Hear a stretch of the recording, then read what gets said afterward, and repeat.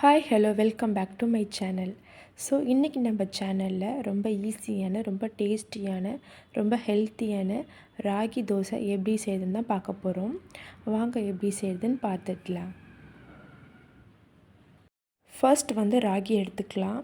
நான் காமிச்சிருக்க மெஷர்மெண்ட் கப்பால் 2 கப்ஸ் எடுத்திருக்கேன். இது பார்த்திங்கன்னா 2 பேர் சாப்பிட்றதுக்கான அளவு மட்டும் தான் நான் எடுத்திருக்கேன். இதுவே 4 பேர் சாப்பிட்றதா இருந்தால் இது நீங்கள் 4 கப்ஸ் எடுத்துக்கோங்க. ஃபஸ்ட் இதெல்லாம் நான் 2 கப்ஸ் மெஷர் பண்ணி வச்சுக்கிறேன். ராகியில் பார்த்திங்கன்னா நிறைய ஹெல்த் பெனிஃபிட்ஸ்லாம் இருக்குது. Calcium, iron, protein and amino acids and also it's good for டயபெட்டிஸ்க்கும் கூட ரொம்பவே நல்லது. நான் இதில் தான் 2 கப்ஸ் ராகி மெஷர் பண்ணி எடுத்துக்கிட்டேன். இது அரை கப் இருக்கும். நீங்கள் அரை கப்பில் ராகி மெஷர் பண்ணி எடுத்துக்கோங்க. இது இப்போ நான் காட்டுறது 1/4 கப்பு. இதில் நம்ம மற்ற திங்ஸ்லாம் மெஷர் பண்ணி ஆட் பண்ணிக்கலாம். ஃபஸ்ட் பார்த்தீங்க அப்படின்னா இட்லி ரைஸ் 1/4 கப் எடுத்துக்கலாம்.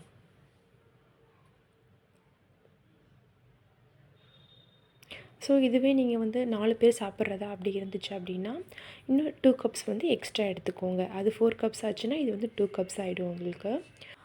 அடுத்து உளுந்து ஆட் பண்ணிக்கலாம். வெள்ளை உளுந்து எடுத்துக்கலாம், நீங்கள் கருப்பு உளுந்து எடுத்துக்கலாம். நான் வெள்ளை உளுந்து தான் என்கிட்ட இருந்துச்சு, ஸோ நான் தான் யூஸ் பண்ணியிருக்கேன்.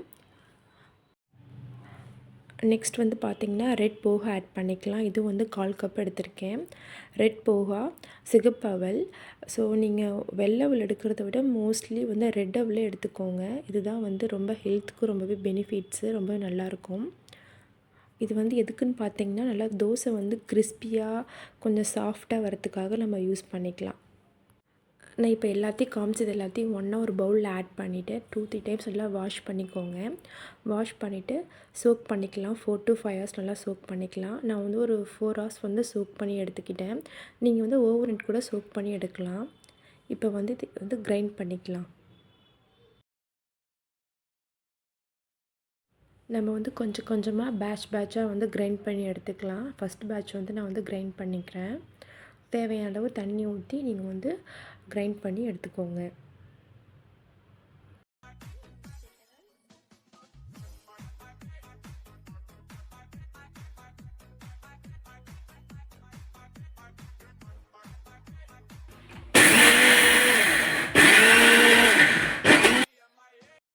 நீங்கள் இந்த மாதிரி ஓப்பன் பண்ணி பாருங்கள். தண்ணி தேவைப்பட்டால் தண்ணி ஊற்றி ஆட் பண்ணி கிரைண்ட் பண்ணிக்கோங்க. ரொம்பவும் தண்ணி ஊற்றிடாதீங்க, அப்புறம் தோசை போட வராது.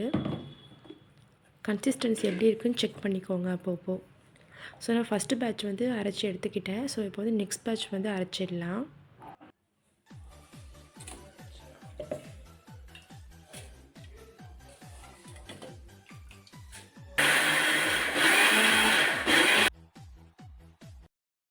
இப்போ நான் செகண்ட் பேட்சும் அரைச்சி எடுத்துக்கிட்டேன். பாருங்கள், எனக்கு நல்ல கன்சிஸ்டன்சி வந்திருக்கு. ஸோ நீங்கள் ரொம்பவும் தண்ணி ஊற்றி ஆட் பண்ணிடாதீங்க. ஸோ தோசை கரெக்டாக வராது. இப்போ நம்ம உப்பு ஆட் பண்ணிக்கலாம். ஸோ நீங்கள் டேஸ்ட் பண்ணி பார்த்துட்டு உங்களுக்கு உப்பு எவ்வளோ தேவையோ அந்த அளவுக்கு நீங்கள் ஆட் பண்ணிக்கோங்க. நம்ம இப்போ தான் உப்பே ஆட் பண்ண போகிறோம். நீங்கள் தேவையான அளவுக்கு உப்பு ஆட் பண்ணிக்கோங்க. ஆட் பண்ணிட்டு நல்லா ஒரு மிக்ஸ் பண்ணிக்கோங்க. மிக்ஸ் பண்ணிவிட்டு ரெஸ்ட் விட்டுக்கலாம். அவ்வளோதான், நம்மளோட ராகி தோசை மாவு ரெடி ஆகிடுச்சு. நம்ம எப்போவுமே தோசை ஊற்றி சாப்பிடலாம். அப்படி இல்லைன்னா மாவு புளிக்க வச்சு கூட நீங்கள் சாப்பிடலாம். பட் ஆனால் எனக்கு அந்த டேஸ்ட்டு பிடிக்காது. எனக்கு அப்போவே அரைச்சி அப்போவே தோசை ஊற்றி சாப்பிட்டா எனக்கு பிடிக்கும். ஸோ நான் இப்போவே தோசை ஊற்ற ஸ்டார்ட் பண்ணிட்டேன்.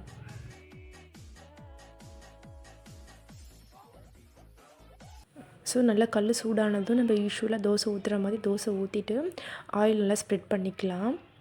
ஸோ எனக்கு தோசை ரொம்பவே நல்லா வந்துருந்துச்சு, ரொம்ப சாஃப்டாக இருந்துச்சு.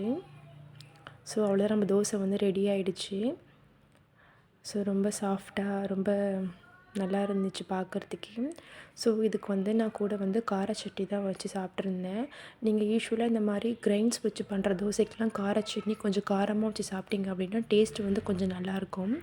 ஸோ நீங்களும் வீட்டில் ட்ரை பண்ணி பாருங்கள் இந்த ராகி தோசையை. ஸோ உங்களுக்கு எப்படி வந்துச்சு எனக்கு ஃபீட்பேக் சொல்லுங்கள்.